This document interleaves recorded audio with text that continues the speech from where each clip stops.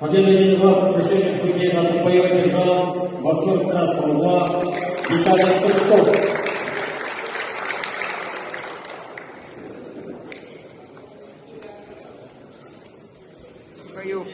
Турнира.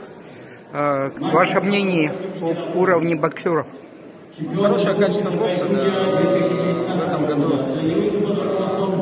достаточно много регионов на нашем турнире. 24 региона, ну и 90 спортсменов. Поэтому география широкая, и ребята показывают хорошее качество. Финал, я думаю, еще интереснее. Ребята хорошо готовились, специально к этому турниру проводили учебно-тренировочные сборы, поэтому на этом турнире минимум троих мастеров спорта, в некоторых категориях должны. Ясно. Недавно у Артура Иннокентьевича был день рождения, успели поздравить? Да, конечно.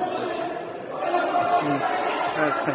Следите за тем, как они в Италии проводят сборы? Сейчас они на учебных тренировочных сборах должны боксировать 21-го, 22-го и 24-го вроде. 3 боя планируется.